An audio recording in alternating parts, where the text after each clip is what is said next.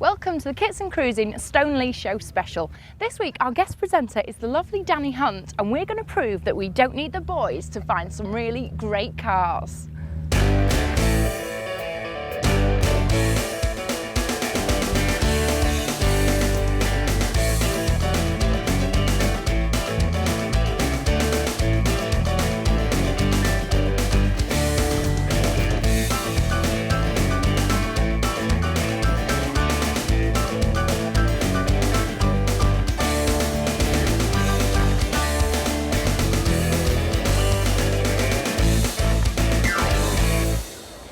This is the Fiesta-based Street Rad. I can't decide whether it's for on-road or off-road use, but either way it looks like a lot of fun.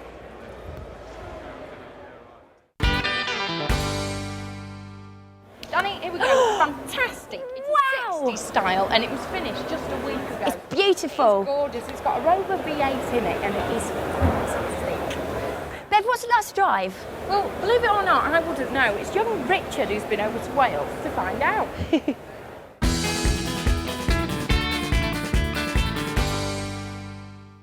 Evolution, it doesn't apply just to nature, it can apply to cars as well. And the Stylus here is a perfect example of this auto-evolution in action. The Stylus can trace its roots back to the Silver Striker, which is still very successful right up to this day. Seeking extra performance on the track, Jeremy Phillips designed a version with fully enclosed bodywork, which also just happens to be extremely attractive. Bowing to public demand, Jeremy then fitted doors and a windscreen, thus creating the Fury, now produced by Fisher Sports Cars. With bonnet bulges being needed for some engines and limited practicality, Jeremy refined the concept still further. And so we get this. Changes are that we get a boot lid here at the back, and we get a new nose and a one-piece body shell that makes assembly that much easier. The other major change is that Silver have gone on to other projects, and so specialist sports cars have taken over the Stylus. Now there are new options like a Dion-axled rear suspension setup and engines right up to the Rover V8. Take a look in the cockpit, and there's still something very much of the Silver about it. Not a lot has actually changed, although the current owner has fitted some carpets and bits of leather to raise the game a little. It's still very basic in here. For those who hanker after a bit of 60s roadster feel, well, you've got it here. It really is a case of nostalgia by the bucket load. It's lovely.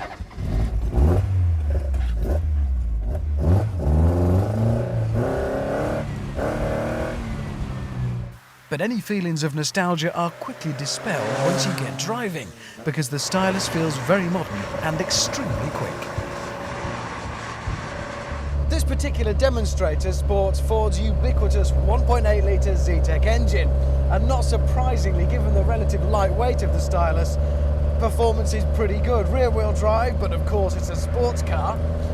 Nice rigid chassis, feels very pointable. My only niggle is perhaps the steering, which feels strangely light and not particularly communicative. I guess it's just an ordinary rack lifted from an ordinary car. Something a bit quicker would be welcome.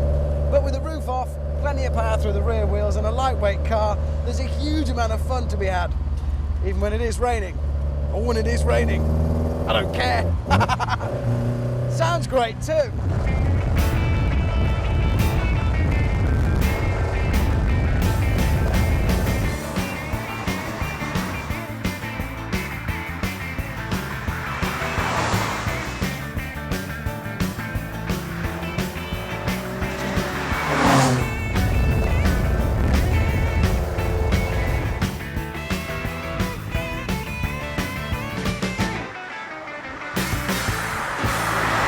Advantage, of course, of being sited in Wales is having some of the best possible test roads right on your doorstep. I'd certainly recommend trying them. It's surprising to look at the little Stylus. As you approach it, it looks quite long and sleek with that long bonnet extending. But the closer you get, the more you realise it's really quite a small car. And that follows through in the drive. It's not a big, brutish, challenging thing to drive. drive. It's small and neat and nimble and nippy. Mind you, it may only be a small car, but it's got a very big voice. It's a lovely noise from that exhaust. And those carbs up at the front, slurping away. It needs a radio. Underneath that sleek body shell sits a semi-monocoque chassis designed by Jeremy Phillips of Silver Auto Kits.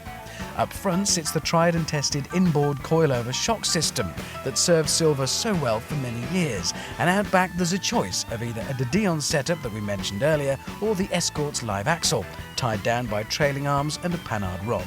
Engine options encompass most four-cylinder units and range right up to the V8. Serious stuff in a car this light.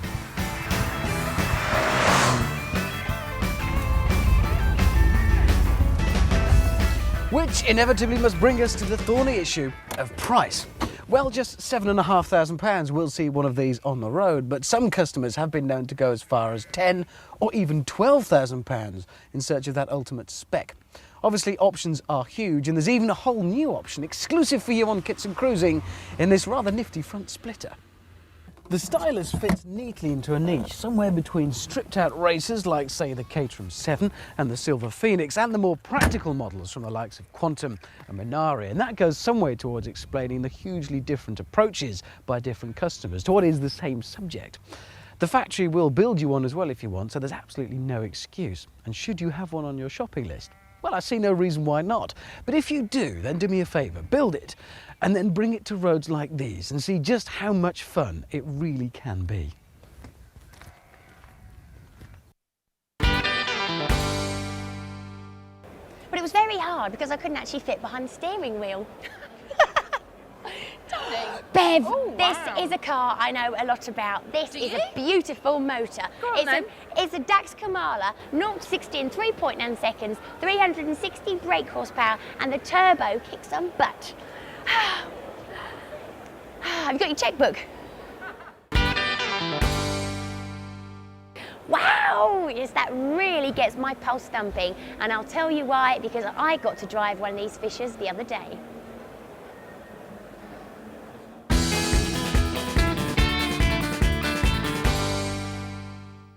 So here we are in deepest, darkest Kent, nestled away in the countryside. We've caught up with the main man, Mark.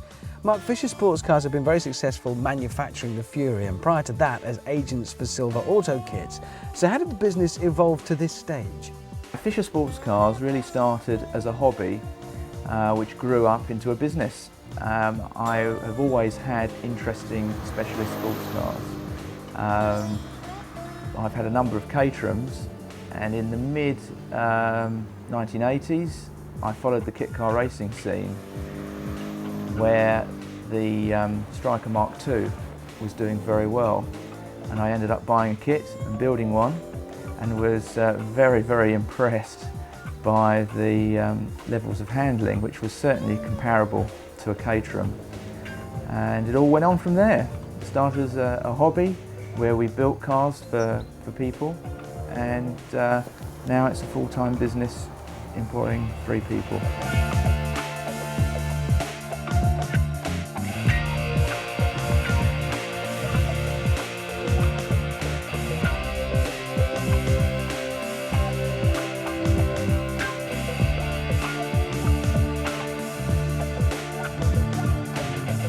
I'm going to take a drive in this cross-flow powered car.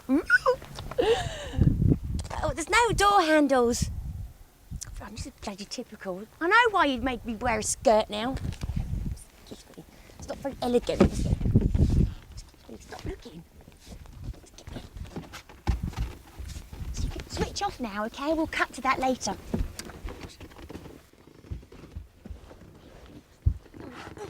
Just... I love it! I love it! Those in the know will recognise the Fury as a Silver. It was originally developed from the Mark IV Striker, or Phoenix as it became known. With this kind of track pedigree, it's no surprise that Fisher have developed their own racer. They already are a strong force in motorsport. We have 3 or 4 cars running in the 750 Kit Car Championship, and then obviously there are cars running in sprint championships and hill climb championships around the country as well. So we hope for great things this year. We have a Formula Ford driver racing a Fury in the Kit Car Championship called Andy Chardsley, who I believe is probably going to take the championship. Sitting here, I could be in a sports car of the 60s. The Fury has never had the luxuries of a modern day sports car. It's all about having fun.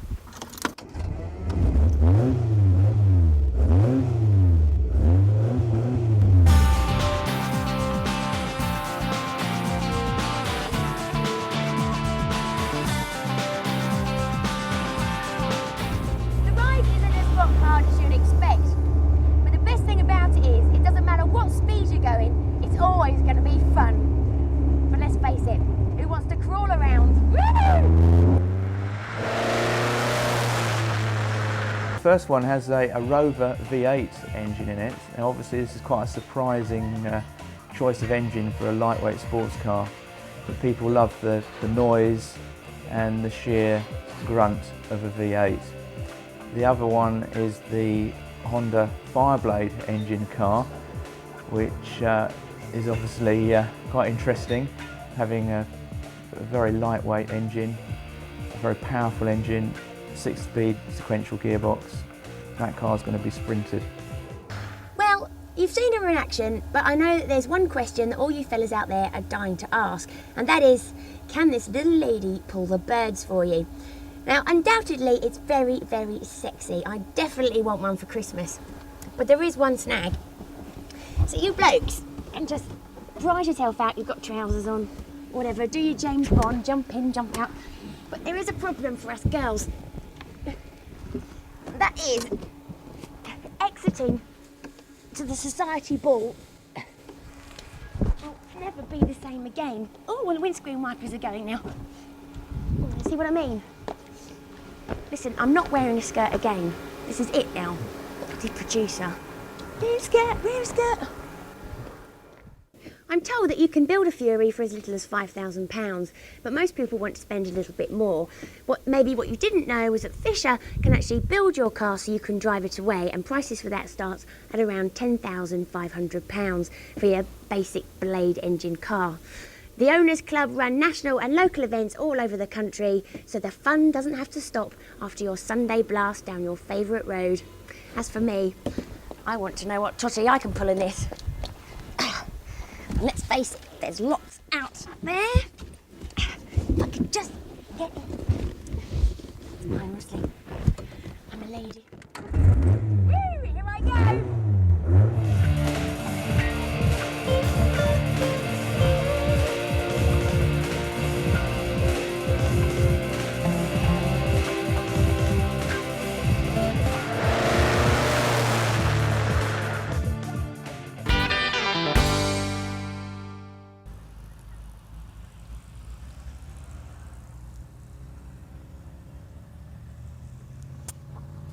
More from Stoneleigh in part 2.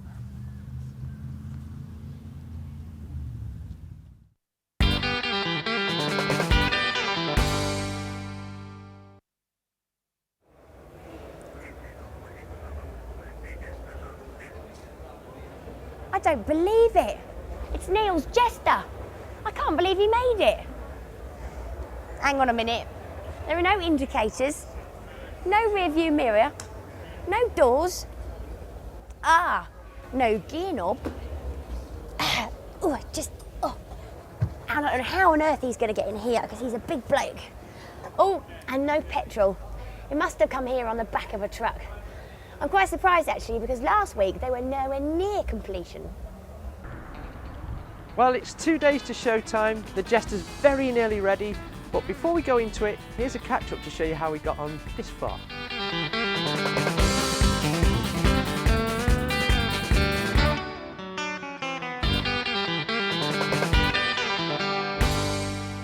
One safety thing to bear in mind, when you're gluing in a boot like this, not a lot of people think about it, but you've actually got a big bulbous area, and that glue is going to blow straight back into your face. Now, I'm outdoors, you can see it's nice and clear, plenty of air blowing around, but always be careful, and if you're not sure, wear a face mask.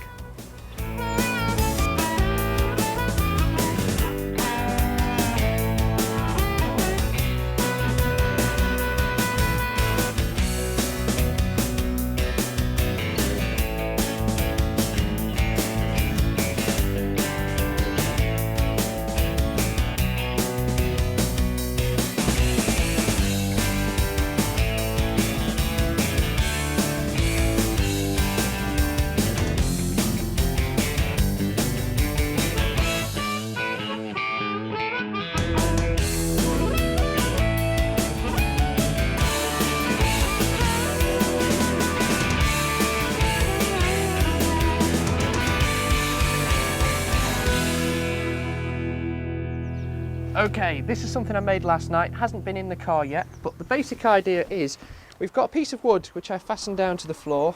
There's a couple of bolts through there, stops it moving. And this is going to screw onto that. This is my seat back. And the way it's going to work is there are 2 hinges at the bottom. If I can just line it up in the right place, and they will screw in.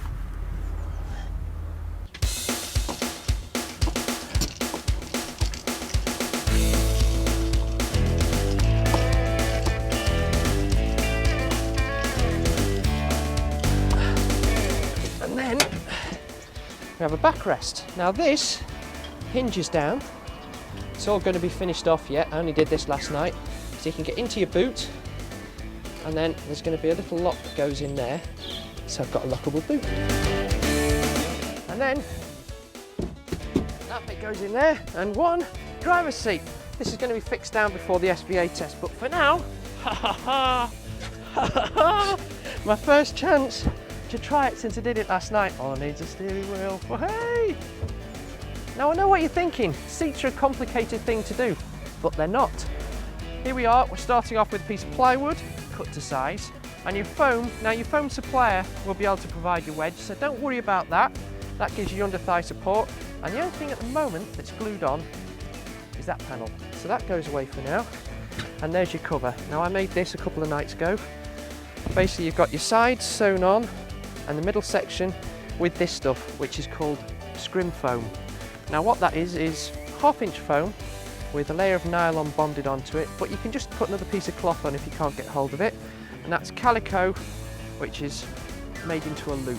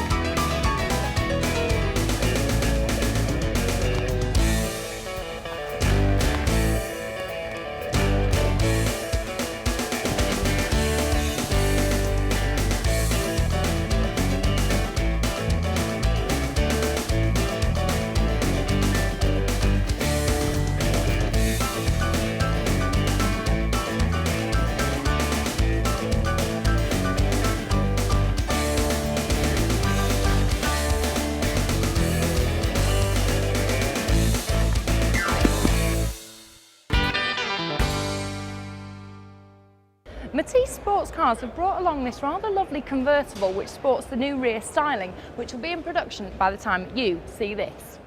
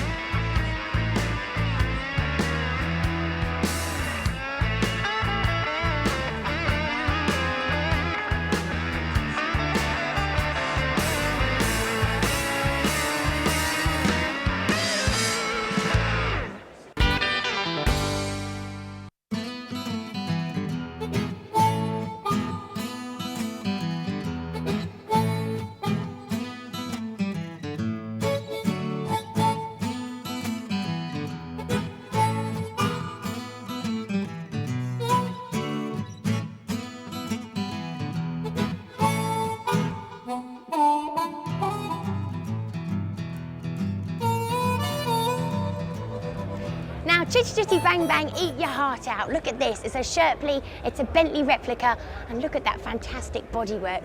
The only thing is, how on earth is a little girl supposed to get in a, excuse me, a big car like this? Just think. I'm okay.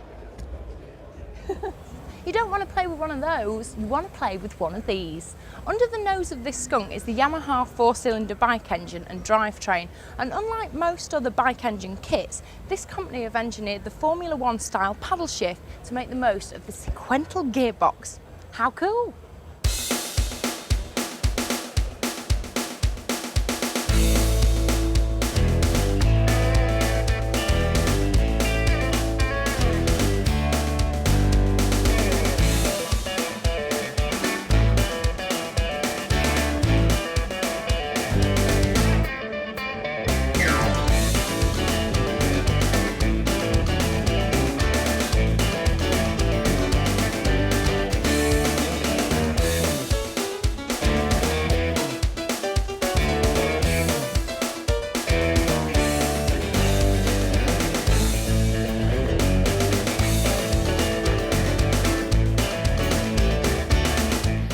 No, Bev, this is more like my cup of tea. This little Italian exotica was launched at the show, and we're hoping to see more of it by the end of the series on Kits and Cruising. Oh, lovely. Oh, it's so comfortable. It's got me written all over it.